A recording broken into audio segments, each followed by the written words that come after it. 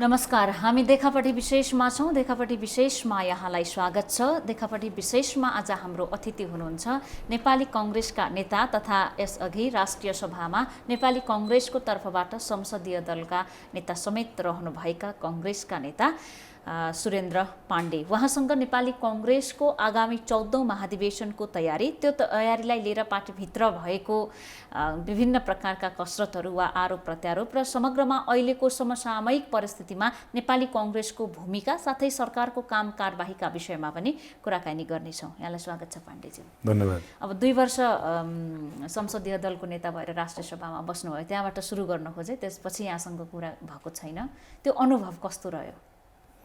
होइन, संसदीय अनुभव चाहिँ नि एक किसिमले गर्ने मैले पहिलोचोटि मौका पनि पाएको हो। त्यसमा पनि म दलको नेता नै भएँ राष्ट्रिय सभामा, होइन। र अहिले चाहिँ नि सरकार चाहिँ नि प्रचण्ड बहुमतवाला सरकार पनि थियो।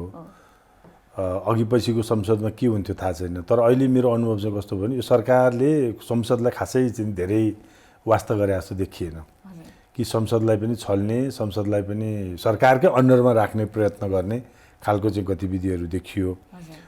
यसले चाहिँ संसदीय, मेरो अनुभवमा चाहिँ संसदीय व्यवस्था हामीले जुन स्थापित गरेका छौँ यसलाई धेरै अगाडि लैजानलाई चाहिँ यसले खासै फाइदा गर्यो जस्तो चाहिँ मलाई लाग्दैन।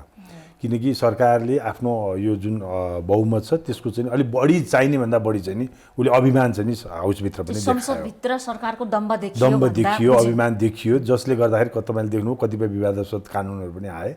तर म के भन्छु भन्दाखेरि राष्ट्रिय सभा चाहिँ प्रतिनिधि सभाभन्दा अलिक फरक ढङ्गबाट चल्यो। किनकि हामीले राष्ट्रिय इस्युहरूमा चाहिँ नि प्रतिपक्ष र सत्तापक्ष भन्दा पनि हामीले चाहिँ एउटा समान धारणा बनाएर अगाडि बढ्यौँ।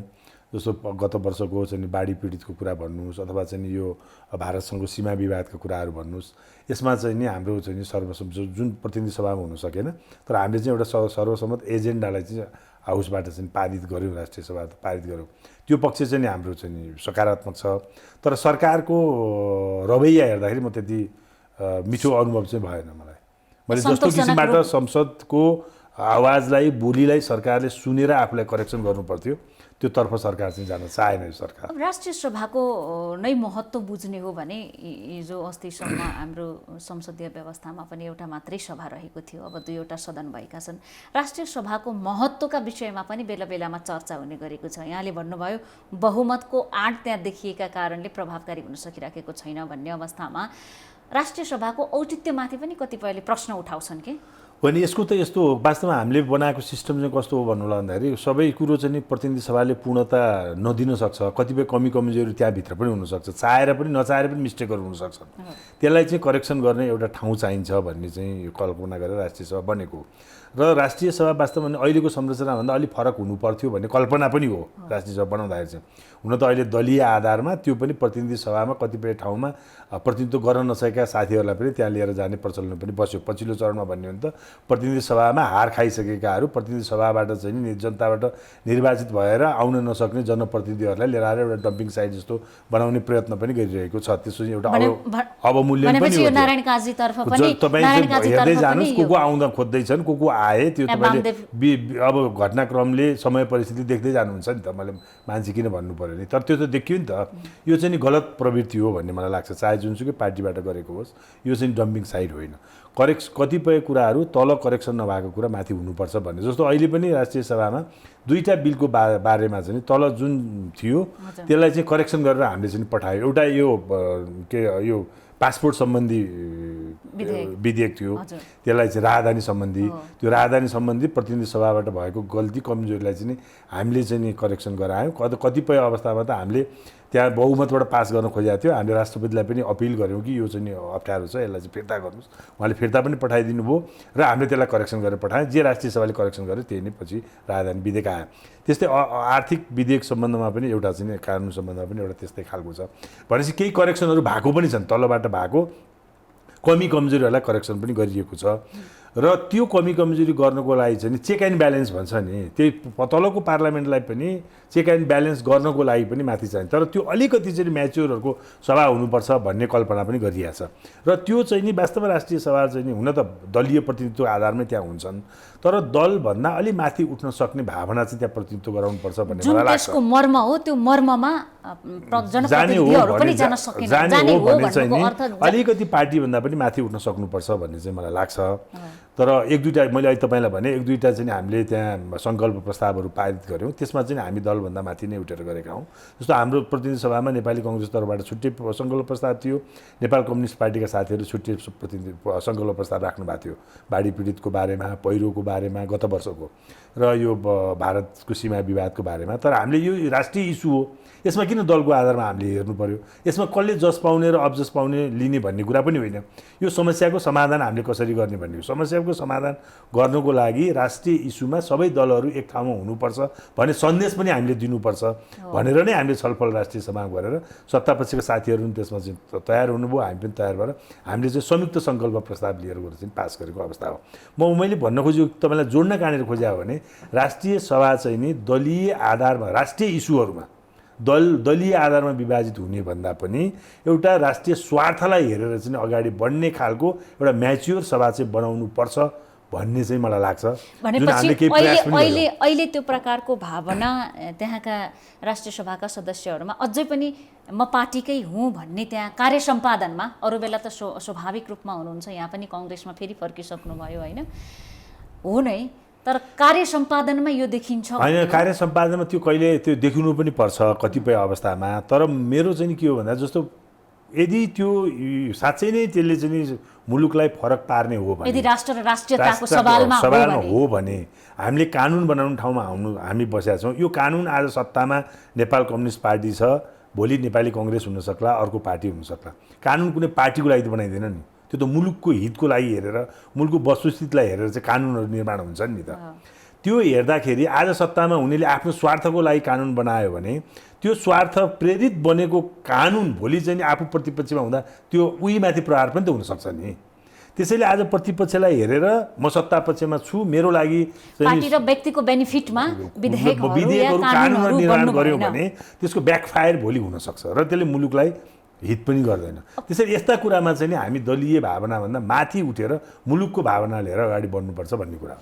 अर्को एउटा के पनि देखिन्थ्यो भने मन्त्रीहरू बोलाउने, मन्त्रीहरू आएको बेला पनि प्रमुख प्रतिपक्षीभन्दा कङ्ग्रेसभन्दा नेकपाकै केही सांसद जस्तो रामनारायण बिडारे जस्ता व्यक्तिहरू भन्नाले उहाँ जस्तो बोल्ने अनि सबै यहाँहरू हाँस्ने, सरकारको उहाँले सत्तापक्षको सांसदले आलोचना गरिराख्नु भएको छ, प्रतिपक्षले हाँसिराख्नु भएको छ भनेपछि त्यो एउटा सिरियस जस्तै देखिएन कि राष्ट्रिय सभाको होइन। यो तपाईँले मलाई व्यक्तिगत रूपमा उहाँसँग भन्नु केही पनि छैन उहाँको बारेमा होइन।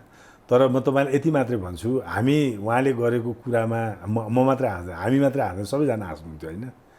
उहाँको जुन एक्सप्रेसन हुन्छ तपाईँहरूले पनि टेलिभिजनमा के अरे त्यो हेर्नुहुन्छ होला, उहाँको एक्सप्रेसन जुन हुन्छ त्यो चाहिँ नि उहाँको तरिका, प्रेजेन्टेसनको तरिका जुन हुन्छ त्यसबाट चाहिँ उहाँले सिरियस कुरा उठाउँदाखेरि पनि हाँस्न पर्ने हुन्छ के कुरा त्यो भएर त्यहाँ मान्छे धेरै जसो सांसदहरूले हाँस्ने कुरा हो। तर उहाँको एउटा कुरा चाहिँ हरेक इस्युमा उहाँ बोल्नुहुन्थ्यो र बोल्दाखेरि एउटा राम्रो पक्ष चाहिँ उहाँको के थियो भन्दाखेरि आफूले बोल्दा चाहिँ है आफूले बोल्दा त्यो कुरा हामीले बोल्यौँ भने उहाँ फेरि एकदम नमिठो जवाब दिनुहुन्थ्यो, नमिठो किसिमबाट जवाब दिनुहुन्थ्यो। प्रतिपक्षले त्यही कुरो उठाउँदा विरोध गर्दा चाहिँ उहाँले नमिठो किसिमबाट सत्तापक्षको संसदको नाताले उहाँले हुन त उहाँ राष्ट्रपतिबाट मननीत हो, तर पनि उहाँ सत्ताको ढाकछोप गरेर हामीले बोलेको कुरामा चाहिँ नि प्रस्तुत हुनुहुन्थ्यो। अलि एकदम प्रचण्ड निकट पनि हो, एक किसिमले भन्यो भने अलि अशिष्ट तरिकाबाट भन्दा पनि हुन्छ कतिपय शब्द, त्यस्तो किसिमबाट एकदम पिच गर्ने खालबाट चाहिँ उहाँले बोल्नुहुन्थ्यो। तर आफैले चाहिँ नि उहाँले सत्ता पक्षको नभइकन पनि कहिलेकाहीँ सरकारको विरोधमा पनि एजेन्डाहरू चाहिँ उठाउनुहुन्थ्यो। त्यो चाहिँ रमाइलो कुरा नबोल्दा भएर उहाँ बोल्नु भयो कि भन्ने कतिपयको बुझाइ पनि व्यक्तिको बारेमा धेरै टिका टिप्पणी नगरौँ होइन। तर उहाँको टेलिभिजन हेर्नुभयो भने तपाईँ आफू पनि हाँस्नुहुन्छ उहाँको प्रेजेन्टेसन हेरेपछि। खैर उहाँको हाँस्ने नहाँस्ने कुनै त्यो त्यसले ठुलो अर्थ राख्दैन एउटा संस्थाको कुरा गर्दाखेरि। तर प्रतिपक्ष कमजोर भयो दुईटै सदनमा भन्ने आम जनताको गुनासो। अब यसमा दुईटा कुरा छ हेर्नुहोस्, आम जनताको गुनासो पनि छ, हाम्रो आफ्नै पनि गुनासोहरू पनि छ, हामी पनि आफै पनि सन्तुष्ट छौँ। सबैभन्दा पहिला त पार्लियामेन्ट भनेको के हो, पार्लियामेन्ट्री प्रोसिड्युर भनेको के हो भन्ने कुरा नै हामीले बुझ्नुपर्छ जस्तो मलाई लाग्छ। र पार्लियामेन्टमा हामी जति सङ्ख्यामा छौँ मान्छेको चाहना के छ भने काङ्ग्रेसप्रति ठुलो अपेक्षा छ। आज मात्र होइन, जुन बेलामा चाहिँ काङ्ग्रेस प्रतिपक्षमा होइन कि जेलमा हुँदाखेरि पनि काङ्ग्रेसबाट चाहिँ मान्छेले अपेक्षा राख्थे। जुन बेला काङ्ग्रेसमाथि प्रतिबन्ध थियो त्यो बेलामा यो जिम्मेवार पार्टी हो, यसबाट अपेक्षा गर्नुपर्छ भन्ने खालको एउटा सोचाइ थियो। पछिल्लो चरणमा आउँदा त हुने स्वाभाविक कुरा हो। र धेरै समय चाहिँ सत्तामा रहेको कारणले गर्दा हुन त अहिले त हामीभन्दा धेरै कम्युनिस्ट पार्टीहरू सत्तामा गइसके। अब समय घन्टा गन्ने हो भने त हामीभन्दा धेरै समय उहाँहरू सत्तामा हुनुहुन्छ। अब तर पनि हामी पनि लामो समय सत्तामा भयौँ। त्यसले गर्दा जनताको चाहना अझै पनि के छ भने काङ्ग्रेस किन चाहिँ चुप लाएर बसेको छ, काङ्ग्रेस के गर्दैछ भने जुन अपेक्षा हो जनताको, त्यो अपेक्षा चाहिँ नि हाम्रो शक्तिभन्दा धेरै छ। हिजोको जुन शक्ति छ त्यही शक्तिलाई आकलन गरेर चाहिँ अहिले पनि जनताले चाहिँ त्यो आकाङ्क्षा गरेको छ। त्यसलाई म नराम्रो भन्दिनँ, उहाँहरू हामीप्रति हाई एक्सपेक्टेसन छ। तर सङ्ख्यात्मक रूपमा हामी कमजोर छौँ। जति कुरा उठाउनु पर्ने हो त्यो उठाउन सकिएको अवस्था छैन, त्यो सत्य हो। यसमा अर्को पनि कारण छ, म कसैले दोष लाउन चाहिँ चाहन्न, हाम्रो सिस्टम पनि त्यस्तै छ। हामीले जस्तो किसिमबाट एउटा समावेशी हुन त यो समावेशीमा आउने सबै गलत छन् भनेर मैले भन्न खोजेको होइन। कतिपय चाहिँ नि समावेशिताको कारणले गर्दाखेरि पनि हामीले स्ट्रङ मानिसहरूको चाहिँ नि त्यहाँ प्रतिनिधित्व गराउन नसकेको अवस्था पनि छ है। यसलाई मैले कसैले आरोप लगाएँ होइन, वास्तविकता भनेको। त्यसले गर्दा पनि हाम्रो चाहिँ नि धेरै हाई साउन्डिङ हुन सकेको अवस्था छैन।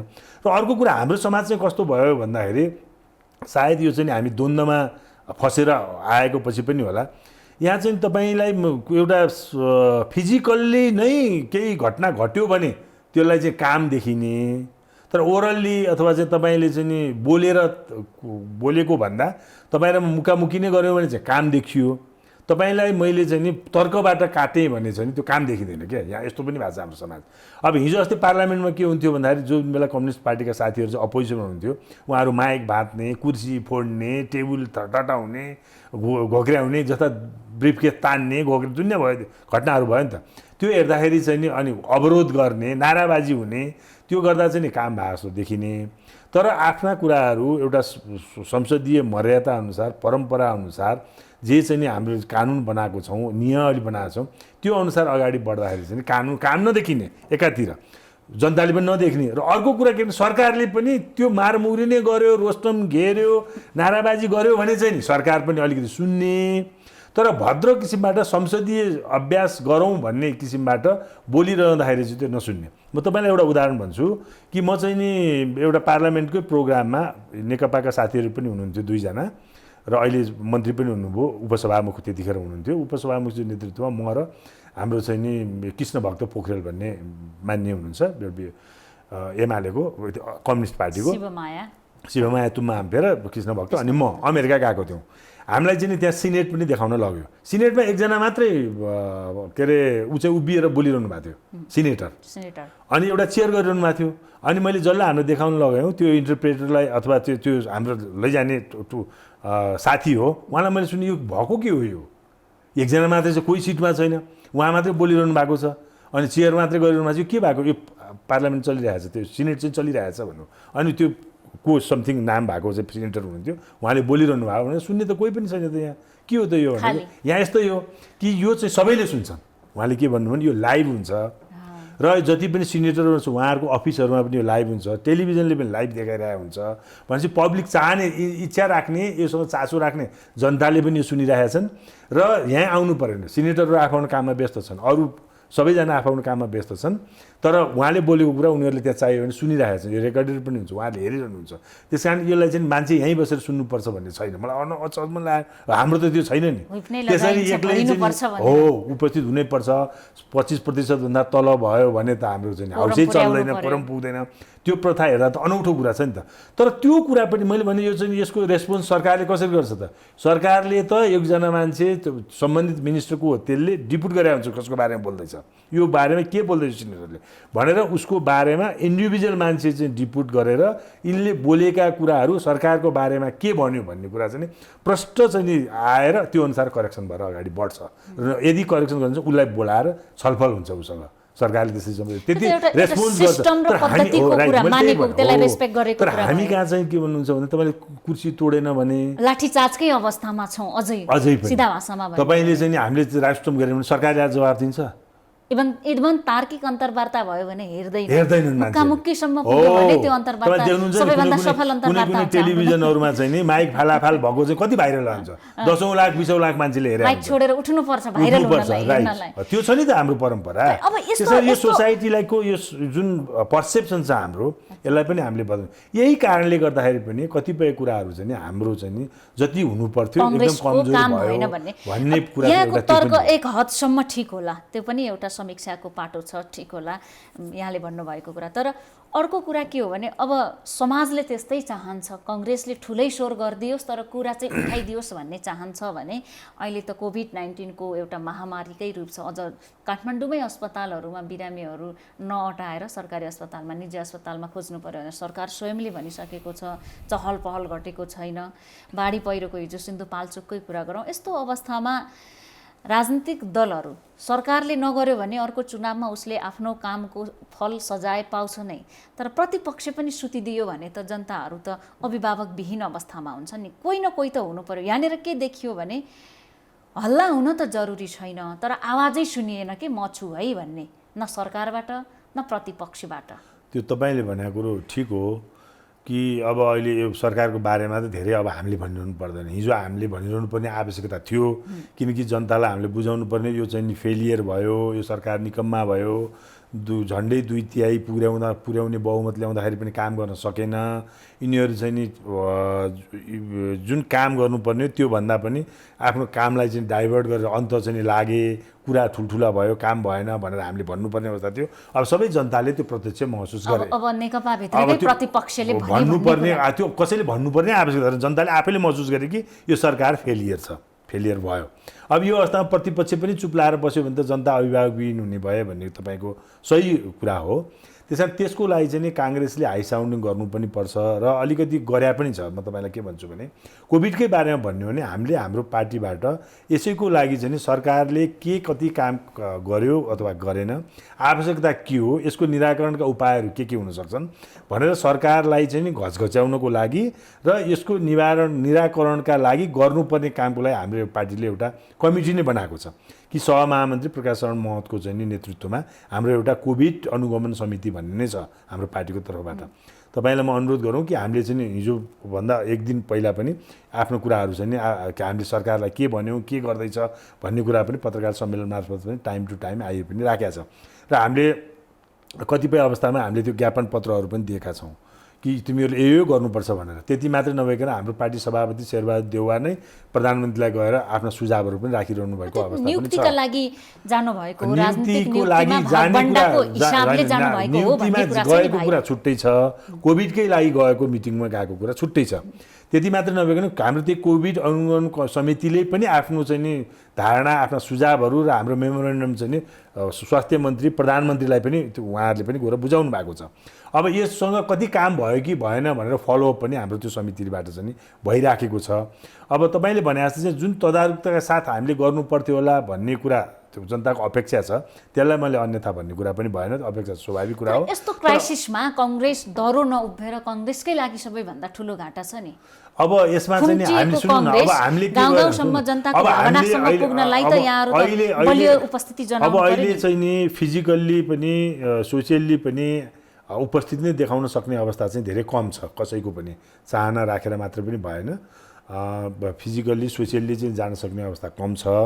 अब यो बेलामा हामीले सरकारलाई नै भनेर सरकारकै मार्फत चाहिँ नि यसलाई करेक्सन गराउने हो र त्यसको लागि हामीले आवाजहरू पनि उठाइरहेका छौँ र कतिपय कुराहरू चाहिँ नि यो सामान किन्ने बेलामै अनियमितता भयो, भ्रष्टाचार भयो भन्ने कुराहरू पनि छ। त्यसलाई पनि हामीले चाहिँ नि छानबिन गर्नु पर्यो भने पनि छौँ।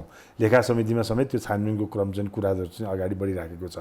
यो बेलामा प्रतिपक्ष पनि जागरुक हुनु पर्यो, संसदीय समितिहरू पनि जागरुक हुनु पर्यो, संवैधानिक निकायहरू पनि जागरुक हुनु पर्यो र स्वयं जनता पनि जागरुक हुनु पर्यो र मिडियाकर्मी सबैभन्दा बढी चाहिँ जागरुक हुनु पर्यो। छ पनि, छैन भन्दिनँ म, घचघचाइराखेको छ, हरेक इस्युलाई चाहिँ नि बाहिर ल्याइराखेको छ मिडियाले, जसले गर्दाखेरि सरकार करेक्सन हुन चाहिँ नि बाध्य पनि भइरहेको छ।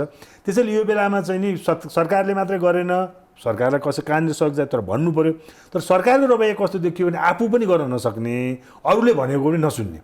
तपाईँ मेरो एकदम नजिकको साथी हो अहिलेको स्वास्थ्य मन्त्रीजी, एक किसिमले भने तर ममा चल्ने साथी हो उहाँ। हामी किनभने विद्यार्थी कालदेखि लामो समय म काङ्ग्रेस पार्टी नेविसँगमा, उहाँ चाहिँ कम्युनिस्ट पार्टी एमाले अखिलमा हुँदाखेरिदेखि नै त्यो विद्यार्थी आन्दोलनदेखिको हामी सहयात्री हौँ, मेरो एकदम नजिकको मित्र हो। तर उहाँले हिजो अस्ति गरेको कुरा चाहिँ मलाई चित्त बुझिरहेको छैन।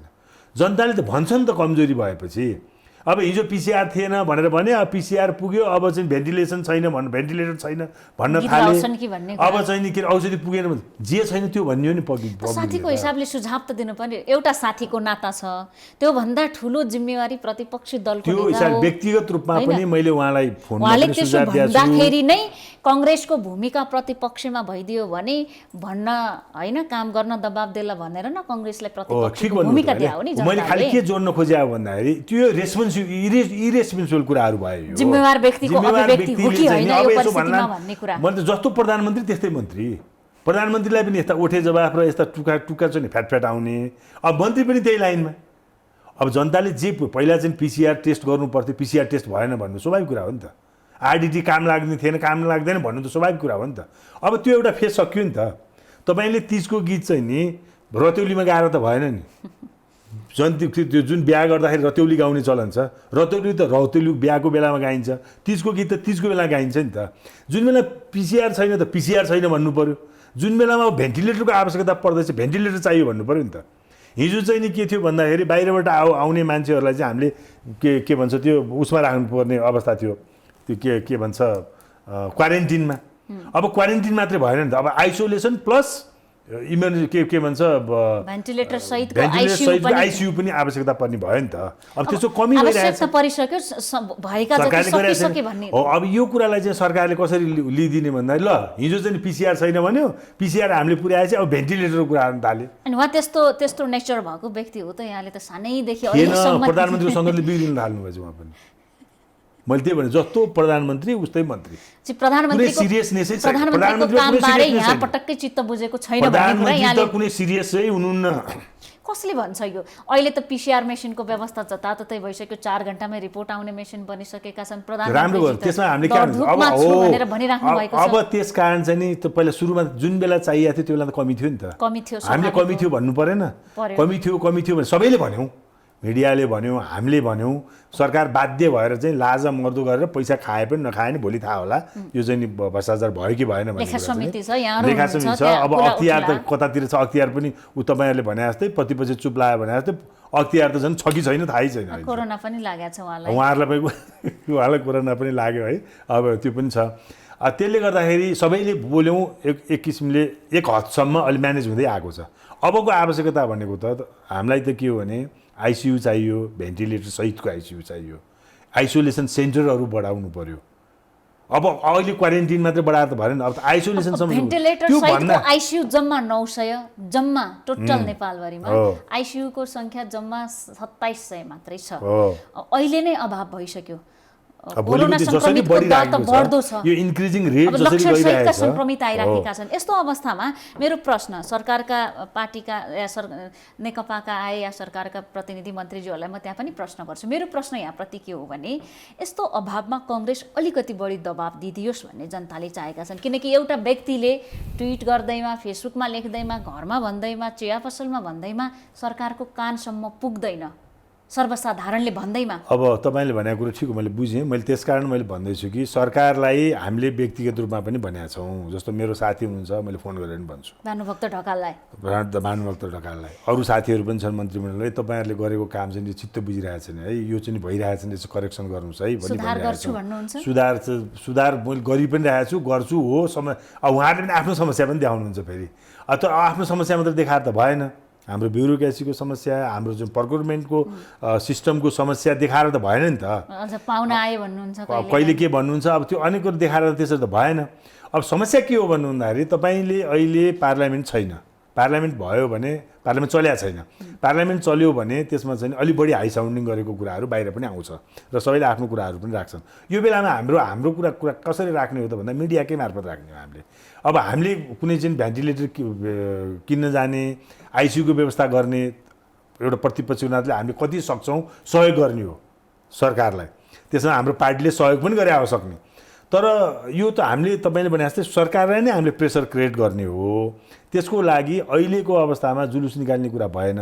यसो चाहिँ धर्ना कसरी यहाँको कुरा सभापति भएन। त जानुहुन्छ त इनफ इज इनफ अभियानमा अनसन बस्नुभएका होइन त्यो त उहाँहरू कसो जसले चाहिँ उठाएको छ यो आवाज, त्यो आवाज उठाउनेलाई पनि इन्करेज त गर्नु पर्यो नि कांग्रेस त। आफैमा प्रतिपक्ष दल, संसदको दोस्रो ठुलो दल, आफैमा एउटा ठुलो संस्था हो, राजनीतिक पार्टी हो। हिजोको दिनमा कहिले गोविन्द केसीको पछाडि हिँड्नुपर्ने, आज कुनै इनफ इज इनफ भन्ने व्यक्ति पछाडि यसलाई यसरी अभियान सराहनीय छ, तर कांग्रेस पिछलग्गु भयो भनेर कांग्रेसका शुभेच्छकहरूको चिन्ता छ नि। त्यसलाई त्यसरी लिनु भएन। कांग्रेसको लिडरशिप त्यसलाई कसरी लिनु पर्यो भने कुनै पनि आवाज यदि जनताको तहबाट उठ्छ भने, त्यो सही आवाज छ भने त्यसलाई प्रतिपक्षले पनि साथ दिने हो। तर हामी प्रतिपक्ष भने पनि जनताको साथले नै यहाँसम्म आउने हो, जनताको साथले नै सरकार सत्तापक्ष बन्ने हो। भनेपछि जनताले कतिपय कुराहरू जनता आफै अगाडि बढेर उठाउँछन् भने तिनलाई ह्यारेस गर्ने कुरा त भएन नि त। तपाईँहरूले उठाएको आवाज ठिक छ, तपाईँलाई हामी समर्थन गर्छौँ र यो आवाज अझ निरन्तर रूपमा उठाइरहनुहोस् है। तपाईँहरू पनि उठाइरहनुहोस् र हामीले उठाएको बेलामा पनि तपाईँहरूले साथ दिनुहोस्। त्यो हो नि त हामीले भन्न खोजेको, हाम्रो म्यासेज त्यो हो।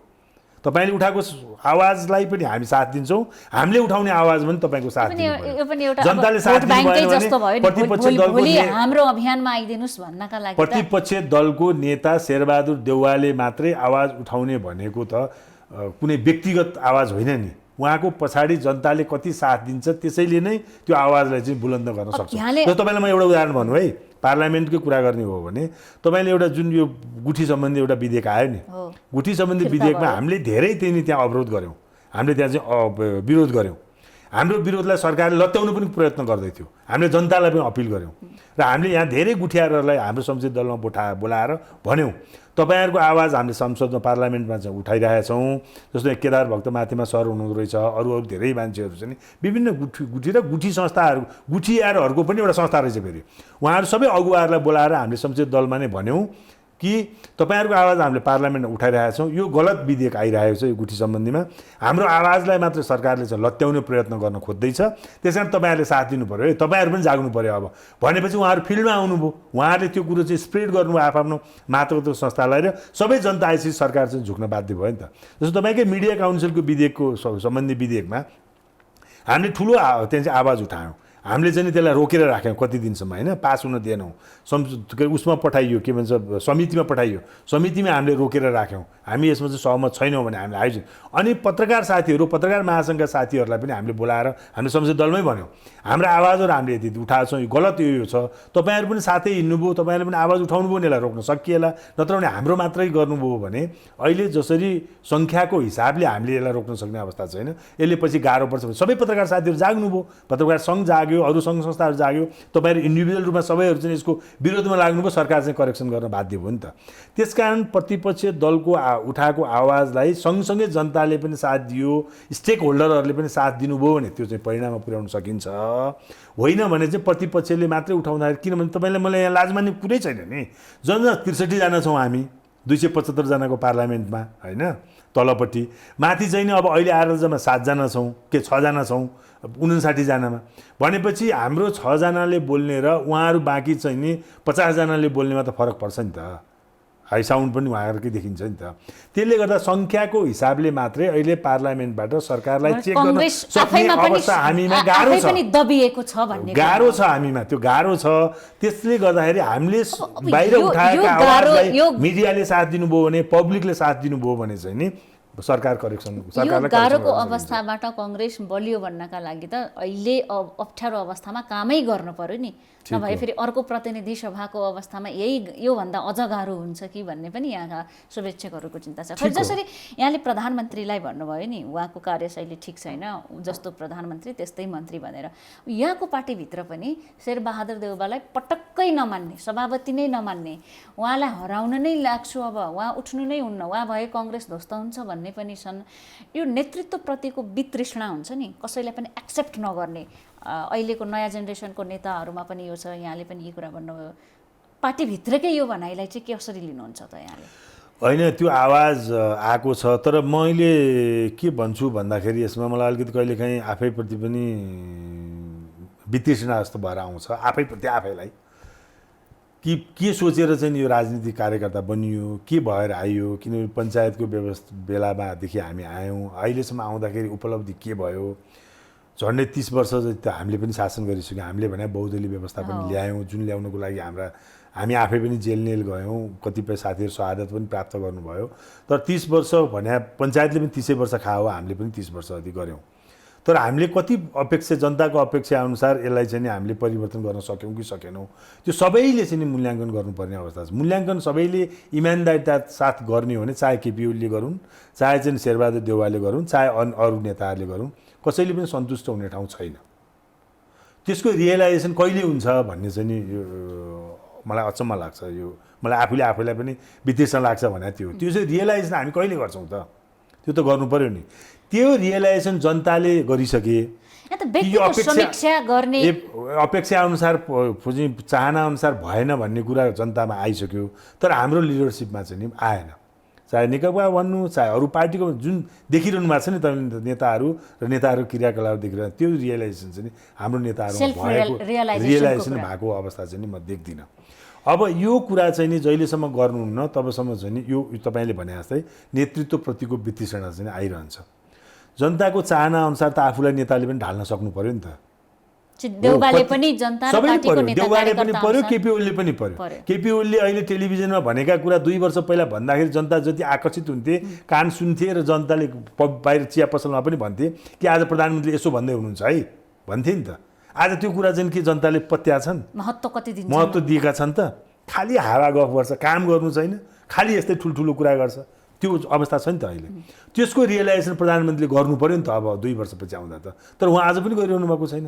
त्यस्तै मेरो सभापतिले पनि आज जनताले के भन्छन्, पार्टीका कार्यकर्ताले के भन्छन्, मुलुक के भइरहेको छ भन्ने कुराको रियलाइजेसन गर्नु पर्यो र आफूलाई करेक्सन गर्नु पर्यो। त्यो करेक्सन गराएर अगाडि बढ्न सकियो भने यो कुरा चाहिँ नि हामीले चाहिँ अलिकति तल राख्न सकिन्छ, यसलाई मिनिमाइज गर्न सकिन्छ। होइन अब मैले जे गरेको छु त्यो नै ठिक छ भनेर गयौँ भने त त्यसो झन् यसको चाहिँ नि वितृष्णा बढ्ने क्रमहरू चाहिँ रहन्छ।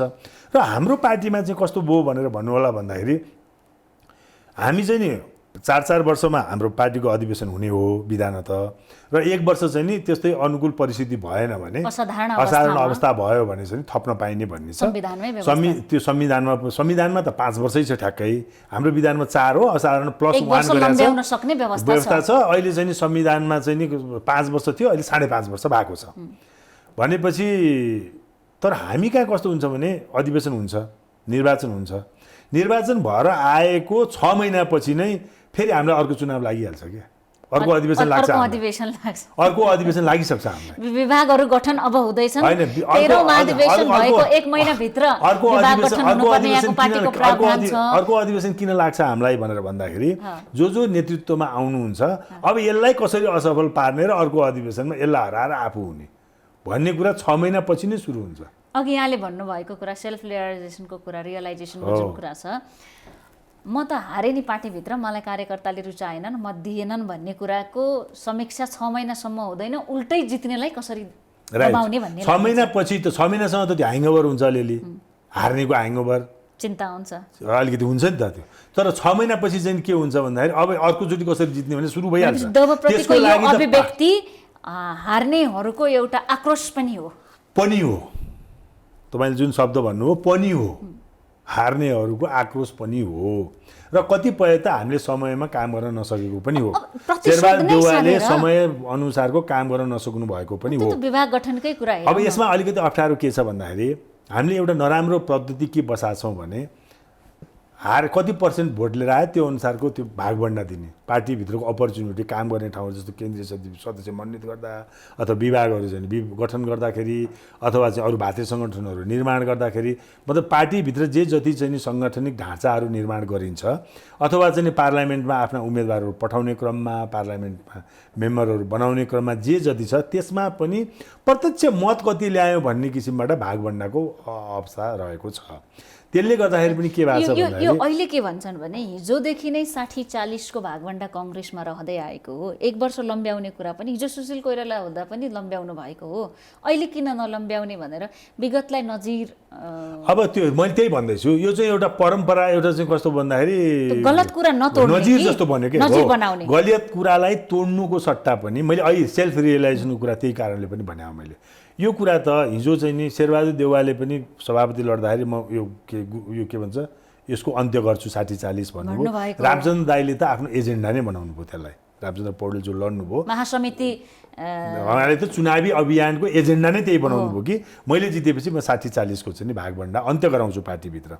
हामी सबै कार्यकर्ता त्यो रमाइलो पनि अहिले पनि अन्त्य भइदियो हुन्थ्यो भन्ने सबैको चाहना छ, तर अहिले 60-40 को भागमा आफ्नो भाग नपाउँदाखेरि झगडा बेसी देखिने, भाग पाउँदाखेरि चाहिँ नि कुनै कुराको झगडा बाहिर नआउने, त्यो त तपाईँहरूले पनि अनुभव गर्नु रामचन्द्र पौडेल भित्र त्यो त देखिया होला नि त, हिजो पनि थियो आज पनि त्यो छ नि त, यसलाई करेक्सन त उहाँहरूले पनि गर्नु पर्ला नि त। यो भागभण्डाकै कुरा गर्ने हो भने कङ्ग्रेसमा पछिल्लो अर्को एउटा कुरा म तपाईँलाई अलिकति एउटा जोडिहाल्छु।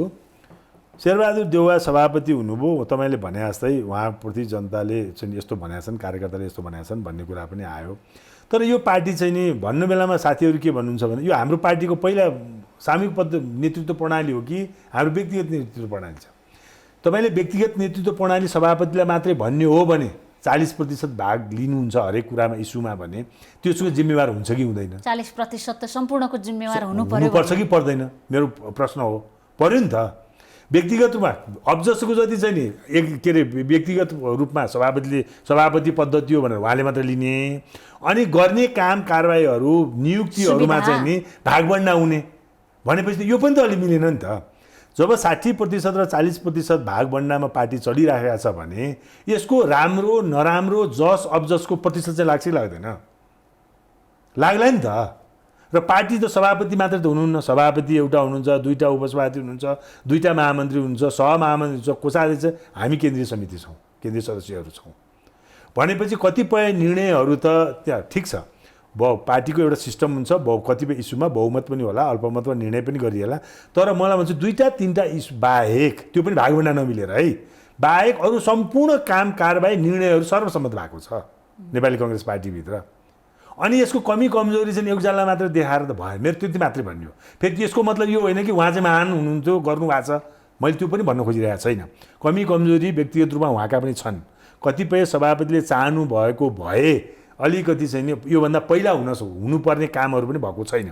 तर यसमा पनि अर्को के छ भने यो सहमतिबाट लैजाने, यो झगडा नबढोस् भन्ने कारणले गर्दा ढिलो हुँदा यस्तो ढिलो भयो कि जुन कुरो गर्नुको औचित्य नहुँदा गर्नुपर्ने आवश्यकता, हास्यास्पद हुन आयो। अब गर्नु औचित्य नहुँदा पनि गर्नुपर्ने आवश्यकता भयो नि त। त्यसले गर्दाखेरि यी कुराहरूको चाहिँ समीक्षा हाम्रो पार्टीभित्र एउटा असफलताको लिस्टमा त लिस्टेड हुन्छन् नि यी कुराहरू। अब यसमा यस्तो छ, यो तपाईँले विभागलाई इङ्गित गरेर भन्नुभयो होला, अहिले पनि भन्नुभएको थियो। यसमा के छ भन्दाखेरि उहाँहरू रामचन्द्र दाईको पक्ष भनौँ न, अथवा अहिले जुन संस्थापन र पार्टीभित्रको अर्को पक्ष छ, असन्तुष्ट पक्ष पार्टी असन्तुष्ट पक्षका नेताजीहरू चाहिँ नि शेरबहादुर देउवा यो निकममा हो, कामै गर्न सकेन, काम गर्नै सक्दैन यसले भनेर देखाउनलाई विभागहरू गठनै गर्न नदिने अवस्थामा पुर्याउनु, विभाग गठन नहोस् तर त्यो भन्न पाइयोस् भनेर एजेन्डा बनाउनु पाइयोस् भनेर उहाँहरू लाग्नुभयो। सभापतिजीलाई के पर्यो अहिले आउँदाखेरि, बाप रे बाप, मैले त यो सहमतिको लागि कुरा कुर्दा त म त यो त निकममा जस्तो पो बने त, म त कामै गर्न नसक्ने एउटा व्यक्ति पो दरिन पुगेँ बिदा हुने बेला। त्यस कारण मैले त किन गर्न, मैले त गर्नुपर्छ भन्ने बिदा हुने बेला मात्रै बिउजिउनु भयो। त्यस कारण चाहिँ अब त्यस कारण यसलाई चाहिँ यसरी भन्दाखेरि अझ राम्रो होला जस्तो मलाई लाग्छ कि यो चाहिँ नि कस्तो पनि चुनावी एजेन्डा जस्तो भयो कि एउटाले असक्षम बनाउनलाई खेल खेल्यो, अर्कोले सक्षम बन्नको लागि खेल खेल्यो। अब यहाँले भागभण्डाको 40-60 को दोषको प्रतिशत भागभण्डा हुन्छ कि हुँदैन भन्ने एउटा इन्ट्रेस्टिङ कुरा पनि गर्नुभयो। अझ त्योभन्दा पनि अझ अर्को एउटा चर्चा र गहनको विषय, केही दिन अघि मात्रै नेपाली कङ्ग्रेसको अनुशासन समितिले केही व्यक्तिहरूमाथि कारबाही गर्यो। त्यो कारबाही समेत भागभण्डाको आधारमा भयो भनेर बाहिर कुरा आयो। त्यसमा गोविन्दराज जोशी, पुष्कर ओझा लगायतका केही व्यक्तिहरू हुनुहुन्छ। उहाँहरूसँग पनि मैले यहाँ कुरा गर्दा के भयो भने यो उनीहरूको चुनावी क्षेत्रलाई सुरक्षित गर्नका लागि ठुलो डिजाइनमा हामीलाई त्यहाँबाट पाखा लगाइएको छ।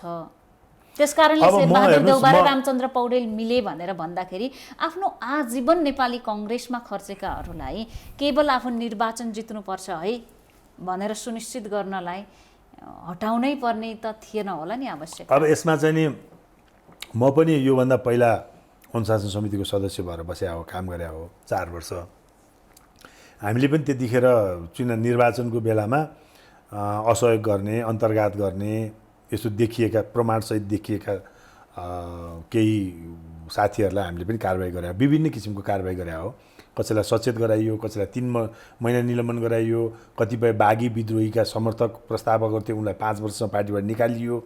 अनि यी धेरै चाहिँ लगभग 286 कि 87 पहिलो पटक भएको होइन, 286 कि 87 जनालाई हामीले विभिन्न खालको चाहिँ नि कारबाही गरे हो।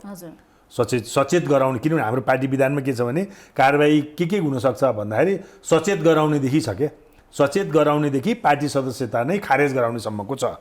5 वर्षसम्म पार्टी सदस्यता सचेत गराउने सुरु छ र अन्तिम ठुलो भनेको चाहिँ नि 5 वर्षसम्म पार्टी सदस्यता खारेज गराइदिनु उसको, त्योसम्मको छ।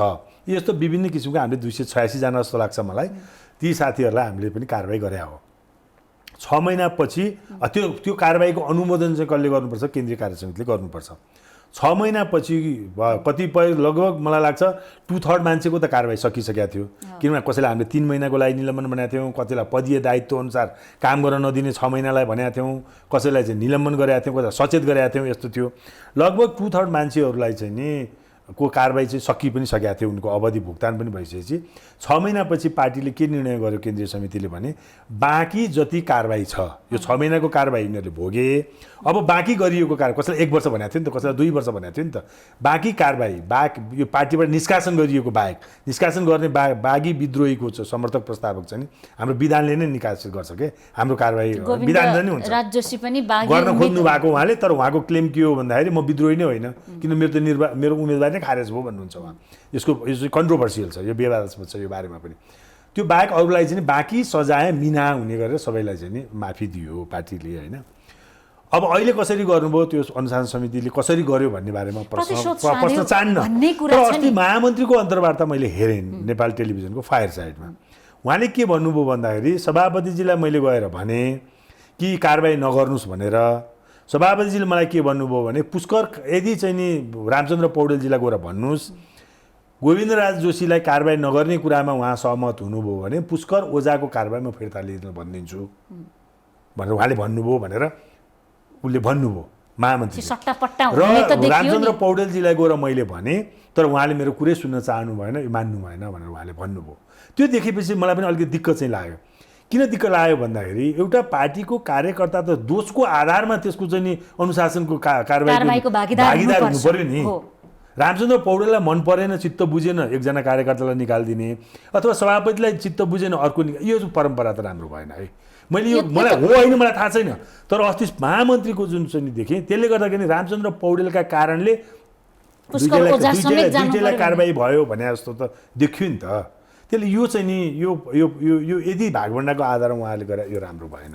तर अनुशासन समितिले भागभण्डाबाट गर्यो कि गरेन त्यतातिर म जान पनि चाहन्न, मलाई थाहा पनि छैन प्रतिशोध राख्यो र गर्यो कि गरेन, त्यतातिर त अब केन्द्रीय समितिमा आउँछ होइन, विगतको बदलाको कुरा पनि आइरहेको छ। त्यो त हेर्नुहोस् अब मैले व्यक्तिगत रूपमा जान चाहन्न, धनराजी पनि मेरो साथी हो, त्यतिखेर उहाँहरूको बारेमा यो क्वेसन उठ्या पनि थियो, पछि अदालतले उहाँले सफाई पाउनुभयो जस्तो लाग्छ मलाई, पाउनुभयो जस्तो लाग्छ मलाई। त्यही कुरा चाहिँ उहाँले फेरि आफूले गोविन्द जोशीले अस्ति यही मिडियामा पनि उठाउनु भयो के अरे, त्यो व्यक्तिगत कुरामा जानुभन्दा पनि एउटा सिस्टम चाहिँ नि यसरी चाहिँ हुँदैन मात्र। यो कुराले यो सजायको कुराले यहाँको पनि मन छोयो होइन। म आफै पनि अनुशासन समितिमा बसेर काम गरेँ, यदि त्यसरी नै भए हो भने त त्यति राम्रो त भएन। गोविन्दराज जोशी रामचन्द्र पौडेललाई मन नपरेका कारणले नै यो सजायको श्रृङ्खला सुरु भएको हो भन्ने अब महामन्त्रीजीले भनेअनुसार त त्यस्तै आयो नि त होइन र। रामचन्द्र दाइले मान्नु भने सभापतिलाई मैले भनेको थिएँ कङ्ग्रेस भनेको केवल कङ्ग्रेस पार्टी र नेता मिल्ने छुट्ने झगडा हुने मिल्ने चिया कफी खाने पानी बाराबार हुने मात्रै पनि त होइन नि, यो त जनताको पार्टी हो। तपाईले भनेको कुरा एकदम ठीक हो, जनताको जिम्मेवारी बोक्नुपर्ने पार्टी हो। तर हामीले रियलाइजेसन के गर्न सकेका छैनौँ, मैले अघि नै पनि भने कि यो जनताले हामीलाई पनिसमेन्ट दिएको हाम्रा यस्तै एक्टिभिटिजले, अब के गर्ने पार्टी भित्रका एक्टिभिटिजले जस्तो अहिले नेपाल कम्युनिस्ट पार्टी भित्रको यो चरम विशृङ्खलता छ नि, पार्टी यो त पार्टी नै होइन रहेछ। यो त एकदम चाहिँ आफ्नो स्वार्थ पूर्ति गर्नको कांग्रेसलाई लागि यस्तो लाग्छ हैन यो त देखियो नि त यस्तो पनि कुनै पार्टी हुन्छ त मलाई के लाग्छ हामी चाहिँ नि हामीलाई नै मलाई नै मेरो पार्टी कसरी चल्या छ यसरी यो त भएन भन्ने जुन मलाई लाग्छ तिनले हेर्दा त हाम्रो पार्टी त धेरै राम्रो चल्या रहेछ अहिले त्यो हेर्दा त जुन पार्टीमा मिटिङ बस्न सक्दैन जुन पार्टीमा मिटिङमा चाहिँ नि मिटिङको औचित्यै छैन जुन पार्टीमा बहसको औचित्यै छैन दुईजना मान्छेले गरेपछि हुन्छ भन्ने विधानको मतलब छैन अब यस्तो पनि पार्टी चलाउँदो रहेछ चल्दो रहेछ नेपालमा भनेपछि अब सबै पार्टी नै त्यस्तै भाँड भैलोमा गयो त्यसको मतलब मेरो पार्टी एकदम महान छ राम्रो भएको यही कारण त हामीले गर्न कतिपय कमी कमजोरी हाम्रो इन्टरनल एक्टिभिटिज पनि जनताले त वाच गरिरहेको छ नि त पार्टीभित्र हामीले के गरिरहेको छौँ सरकार हुँदा के गर्यो मात्रै होइन पार्टी सञ्चालन गर्ने क्रममा पनि हामीले के गरिराखेका छौँ भन्ने कुरा त हाम्रा शुभेच्छुक मात्रै होइन हामीलाई भोट नहाल्ने हामीलाई मन नपराउने जनताले हेरिरहेको छ नि त काङ्ग्रेस पार्टी कसरी चलाइरहेको छ अर्को पार्टीलाई दिने मत डाइभर्ट हुने हो राइट यो इन्टरनल कुराहरूलाई पनि जनताले त वाच गरिरहेछ नि यो कुरा पनि त चित्त नबुझाएर हामीलाई भोट नहाले केही दिन एउटा चर्चा के चलेको थियो भने कांग्रेसको तर्फबाट केही नेताहरू